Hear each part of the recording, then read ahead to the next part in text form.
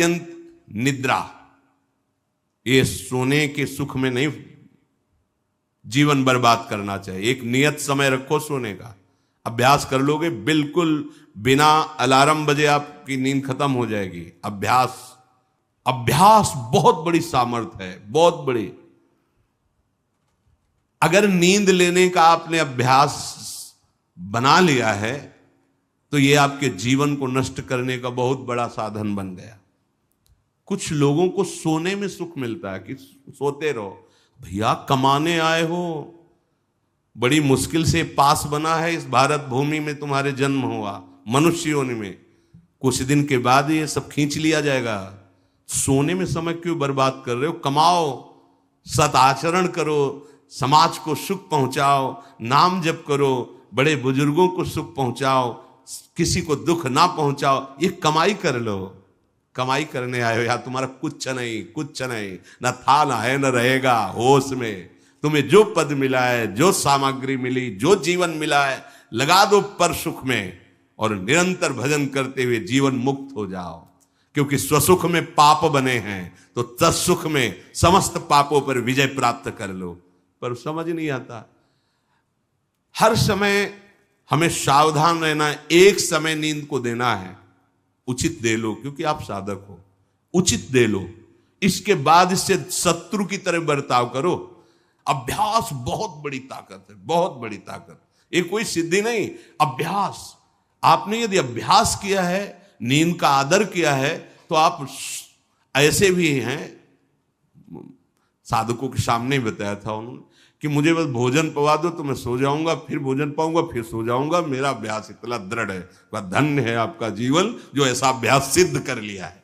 अरे बर्बाद करने के लिए सोना थोड़ी है। तो यहां कह रहे अति निद्रा, उचित निद्रा आवश्यक है। जब तक शरीर भाव में साधना हो रही तो जरूरी है। और ईर्ष्या, दूसरे की बढ़ोतरी देखकर जो ईर्ष्या होती है, जो जलन होती है, ये उपासक को उपासना में बढ़ने नहीं देती। इसको संभालिए। एक ही उपाय है, जिस पे ईर्ष्या हो भगवत भाव कर लो।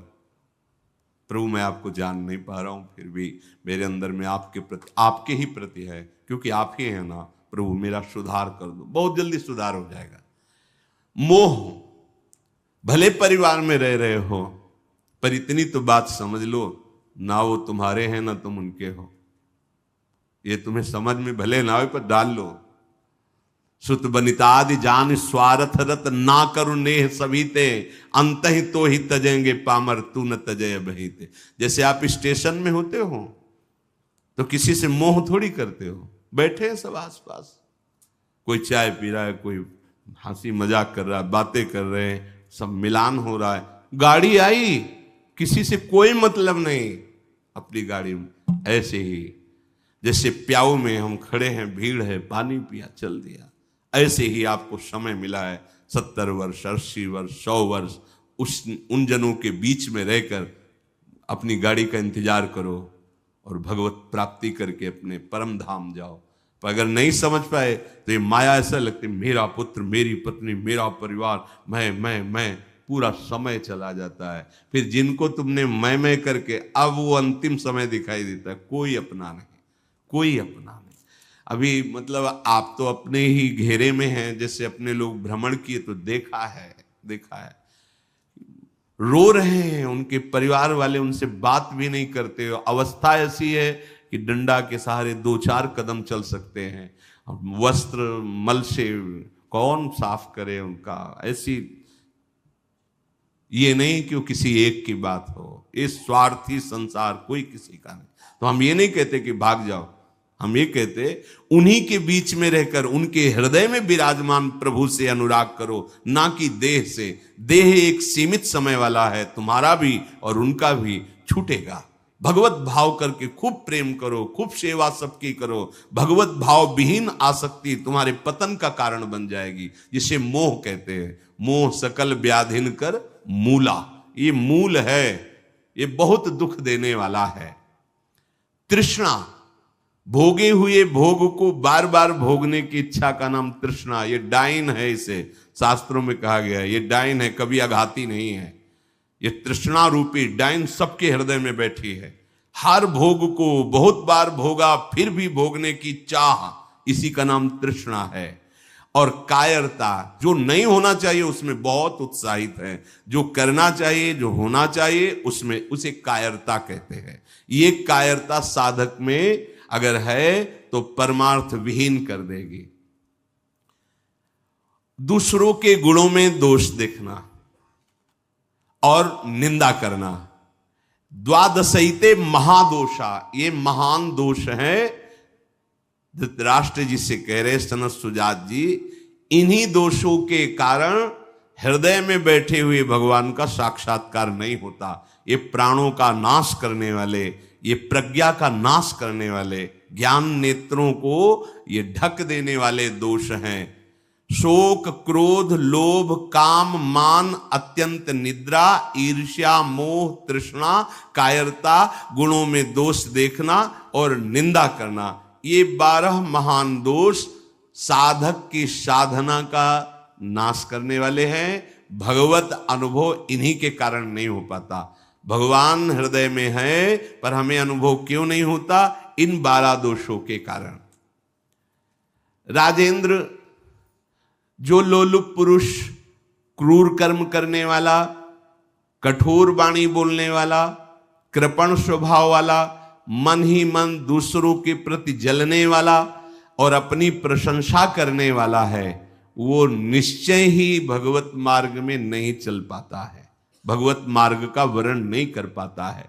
जो संभोग में मन लगाने वाला, हृदय में विषमता रखने वाला, अत्यंत अभिमानी स्वभाव वाला, दान दे करके जलन करने वाला, मैंने क्यों दे दिया, दान देकर जलन करने वाला, आत्म श्लाघा करने वाला और असमर्थ होकर अपनी बड़ाई, लंबी लंबी बातें करने वाला, ऐसा पुरुष भी परमार्थ पर चलने की योग्यता खो देता है।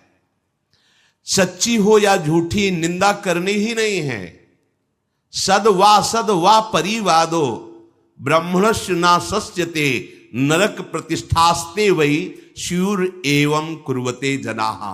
बोले इसमें क्या, मैंने देखा ऐसा ऐसा ऐसा, तो शास्त्र कह रहा है कि तुम देखो भगवान को, सर्वम खलमिदम ब्रह्म ने नानास्ति किंचित, देखा तुमने?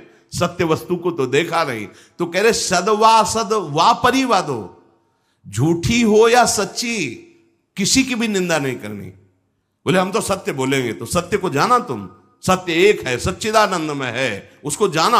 अगर उसको नहीं जाना तो तुम झूठे तो हो ही, तुम्हारी हर बात झूठी है। बोले नहीं, हम सत्य बोलते हैं, हमने जो देखा। तुम क्या देखा? जो देखना चाहिए वो देख पाए, जो नहीं देखना चाहिए वो देख पाए, तो तुम तो झूठा देख रहे हो, झूठा बोल रहे हो। सद वा परिवादो, बात सच्ची हो या झूठी, यदि वो किसी की निंदा है तो नहीं करना है। अगर करते हो तो नरक प्रतिष्ठास्ते वही स्यूर एवं कुर्वते जनाहा, निश्चित उसे नरक की प्राप्ति होती। ये सनत सुजात जी महापुरुष बोल रहे हैं। जो बहुत बकवाद करने वाला है, दूसरों के दोषों का वर्णन करने वाला है और धन का दुरुपयोग करने वाला है, प्राणियों को कष्ट पहुंचाने वाला है, ऐसे आचरण वालों को देख करके प्रणाम मन से करके दूरी बनाओ। इनका संग नहीं करना चाहिए। इसलिए वो धन्य है जो सब प्रकार की कुचेष्टाओं का त्याग करके एकांत मन से भगवान श्री हरि की उपासना करते हैं। ना किसी से स्तुति, ना किसी से निंदा, ना किसी से राग, ना किसी से द्वेष। वो महापुरुष बालवत हो जाते हैं, बालवत, निर्विकार, ब्रह्म का साक्षात्कार करके बालवत चेष्टा के द्वारा जीवन व्यतीत करते हैं। वेदों में इसी स्थिति को जीवन मुक्त अवस्था कहते हैं। हे राजन, सच्चिदानंद परब्रह्म की प्राप्ति ही इस जीवन का परम लक्ष्य है। जो इस लक्ष्य को निश्चित करके जो बताए हुए दोष हैं उनका त्याग करके, असाधनों का त्याग करके साधन में स्थित रहता है, निश्चित उसका स्वभाव बालवत। बड़े बड़े महापुरुषों को देख, एकदम निर्विकार, बालवत चेष्टा, बोधवान होते हुए भी अबोधवत चेष्टा। जैसे बच्चा न किसी से राग न किसी से द्वेष, खेल रहे स्वाभाविक। जीवन मुक्त महापुरुष कर्ता और भोक्ता भाव से रहित होते हैं, कोई भी दोष उनका स्पर्श नहीं करता, वो जगत मंगल करते हैं। वही स्थिति अपने को प्राप्त करने का समय दिया गया है। दृढ़ स्थिति प्रभु, आप नहीं नहीं नहीं, बहुत कृपा से ऐसी ऊंचाई पर आ गए जहां इन द्वंद्वों का प्रवेश नहीं, तो आप फिसलना नहीं, नहीं अब चूक नहीं, हर समय सावधान, सेवा सुमिरन सावधान, हर समय सावधान। एक सेकंड के लिए भी किसी इंद्रिय को छूट नहीं, धोखा पैदा कर देगी, भ्रम पैदा कर देगी, फिर पश्चाताप होगा। लोक चतुर्दश बहुविधि भटक्यो, स्वार्थ लगी मैं हरि बिसरायो। 14 भुवनों में स्मृति जागृत है, जो भगवत साक्षात्कार करने की स्थिति है, उसमें ऐसी स्मृति सब दिख, जैसे काकभूषण जी कह रहे, मुझे सब कल्पों का याद है। जिस समय अंतिम समय होता है जीव का,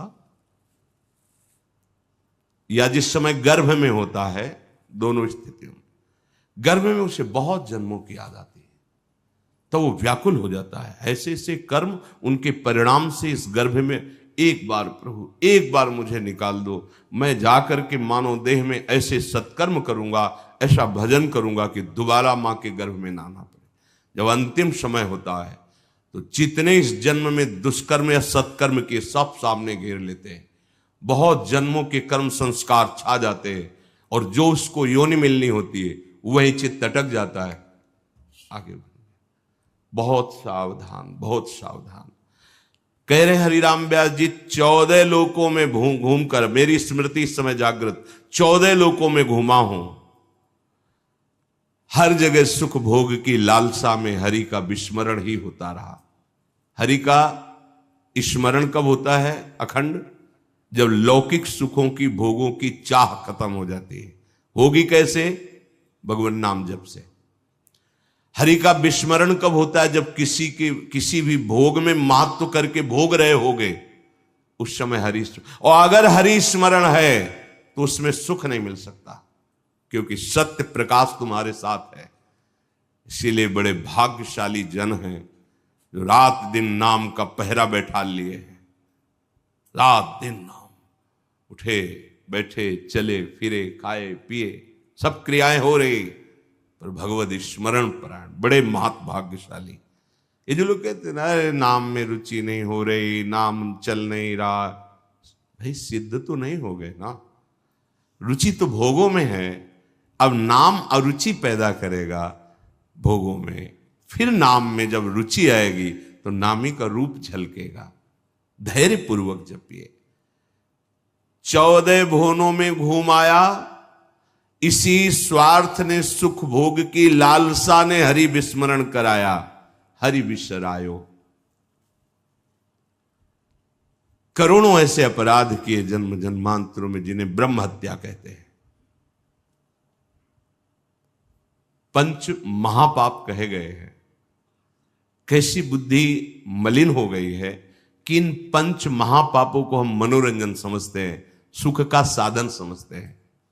मदिरा पीना, पर स्त्री गमन करना, द्वित कीड़ा, हिंसा, स्वर्ण चोरी, ये 5 महापाप कहे। बोले हम तो हिंसा नहीं करते, अगर मांस खाते हो तो हिंसक ही हो, वही दंड मिलेगा जो हिंसा करने वाले को मिला है।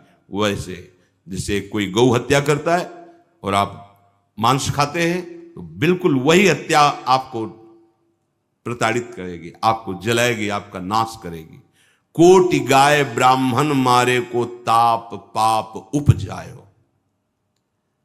ब्रह्म हत्या जैसा पाप लगता है।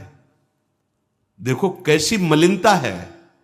इसको हम आनंद समझते हैं, मनोरंजन समझते हैं। यह है भारी विपत्ति संपत्ति की। बहुत बहुत सावधान। यह ऐसा धुआं उठा है कलिकाल का, मलिनता का, कि पापाचरण में रति है। जैसे निष्ठावान धर्मात्मा पुरुष धर्म से विचलित नहीं हो सकता, ऐसे ही हम अधर्म निष्ठा वाले बन रहे हैं। स्वागत में तो मदिरा ही प्रधान हो रही। कैसा कैसा बुद्धि काम नहीं कर रही। कैसे मंगल होगा, कैसे सुख होगा, जिसे शास्त्र के रचयिता भगवान स्वयं श्री कृष्ण द्वैपायन व्यास देव जी वो कह रहे हैं ये पंच महापाप है, ये ब्रह्म हत्या के समान है। कैसा कैसा मनोरंजन। मित्र मिले, क्या स्वागत में मदिरा रखी जाए, और बहुत भाई धनी है, ऐश्वर्यवान, तो मांस भक्षण और व्यभिचार, मनोरंजन के लिए द्वैत कीड़ा, दूसरों का धन अपहरण करना, हिंसा करना स्वभाव। क्या हो रहा है? बोले पाप ताप उपजायो, भारी ताप। कल जो है किसी को पूरी चमड़ी सड़ रही है, पूरी चमड़ी, चिल्ला रहे, पूरी चमड़ी उधेल रही, खून रक्त ऐसे मक्खियां भिन भिना रही। क्या हुआ? कर्म बिगड़ गया, मानव देह मिली, जीना मुश्किल है, प्रतिपल आह। अब जब तक जिए तब तक वो चीखता रहेगा। अर्थ नहीं है औषधि के लिए, कोई पास नहीं जा रहा है।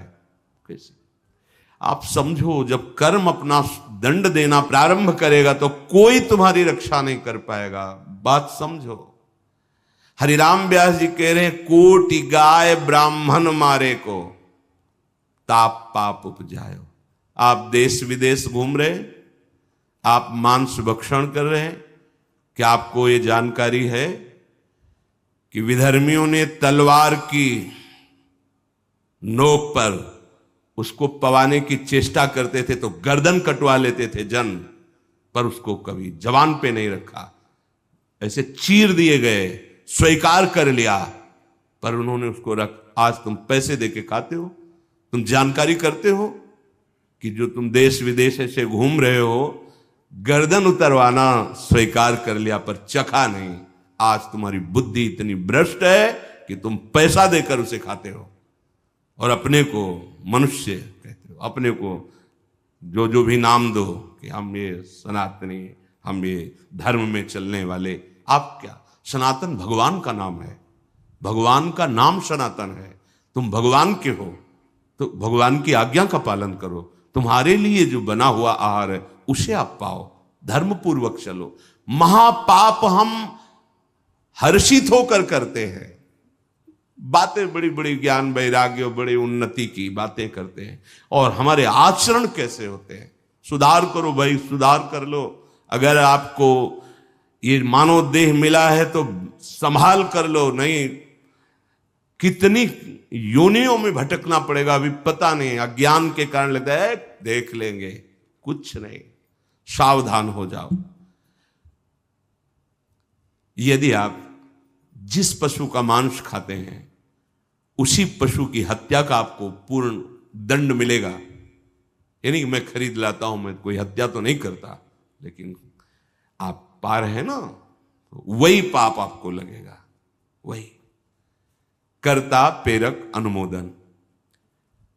आगे कह रहे हैं, कबहू स्वपचु शरीर धर्यो मैं, चोरी बल उदर बढ़ायो, कबहू कविद्या बाद स्वाद लगी, ब्राह्मण हुए पुजवायो, हरि बिनु छीन ना कहूं सुख पायो। कभी नीच प्रवृत्ति धारण करके, नीच योनि में जन्म लेकर के नाना प्रकार की चोरी कपट छल, बस कैसे पेट भरे। कभी बहुत विद्वान होकर के विद्या के अभिमान में तर्क विवाद करते, प्रकांड पंडित थे, ये जहां भी जाते थे विजयश्री विद्वता से प्राप्त करते थे। तर्क जिह्वा में ऐसी प्रवीणता थी, कोई इनके सामने टिकता नहीं था। तो वहां फिर नमस्कार, पूजा, सम्मान, वाहवाही। कबहू कविद्यावाद स्वाद लगी, ब्राह्मण हुए पुजवायो। जब कोई प्रणाम करता है, नमस्कार करता है, प्रशंसा करता है, अच्छा लगता है।